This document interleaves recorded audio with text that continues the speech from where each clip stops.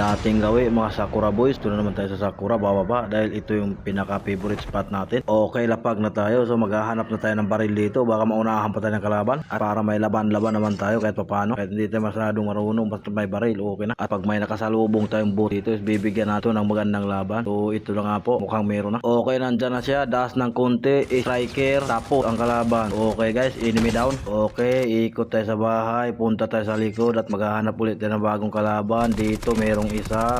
Gamitan ng optic para sigurado patay. Okay, another enemy down mga idol. So pasok tayo sa isang bahay, labas sa kabila. So may box, kunin natin laman ng mga box, baka makatulong. Bala, kunin ang bala. Pagkatapos dyan, dito naman sa kabila. Okay, abante tayo. Pero kaso may namamaril sa tawid. Tahan natin. Okay, nakita ko na yung footstep. Nandito siya sa likod. Tahan natin. May zone na. Okay, ito tumakbo. Okay, sabayan na to kasi may zone na. Tingnan natin kung sino matuda sa aming dalawa dito. Okay, malas niya kasi nauna siya. Okay, reload. Enemy down. Luta natin. At kinako na yung video dahil masyado ng mahaba yung tinakbo ko.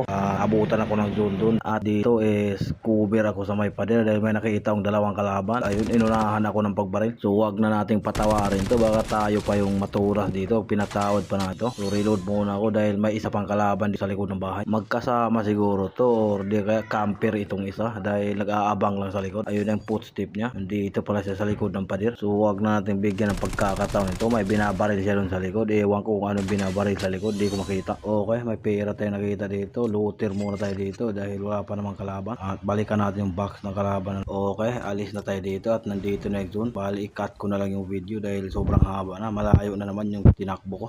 Okay, final zone. Dito na tayo sa mga kabatuhan. Ayun, may loot tayo nakita pero may kalaban. Bigwasan natin. Hindi napuruhan. Masyadong malayo guys. Kaya hindi napuruhan. So lapitan natin. Hanapin natin. Baka maabutan pa natin. Kung hindi natin yung maabutan, baka tayo yung maabutan. Or chamba na lang to kung mapatay ba natin yun. Okay, tingin-tingin muna sa baba. Baka may nakaabang. Kaso nandun sa taas pala nag-aabang. Hindi ko lang nakita kanina. Dinaanan ko lang. Ayun. Enemy down mga idol. So next. Okay, tingin-tingin ulit tayo bago bumaba dahil may arsenal. May nang i-snipe minsan dito. So ayun, nakuha natin yung arsenal. Abante na tayo sa may bahay. Okay, walang tao sa harap. Lingon sa likod. May tao sa likod. May tao ulit sa likod. So hindi natin matamaan. Naka-cover. So hagis tayo ng smoke kasi may tao pa rin sa likod. Ayun, kita ng ebidensya. At dito yung tao sa likod. Pag lumabas yan, patay tayo diyan. Yun na nga yung sinasabi ko. May tao nga sa likod. So medyo madaya yung isang tao guys dahil nagbabarilan muna kami ng dalawa bago siya lumabas. At ayun, tinamaan tayo dun. Dito nakabawi. Na one tap tayo ng KRF. At yun na nga yung sinasabi ko. Di bali matalo basta tag-enjoy. Okay.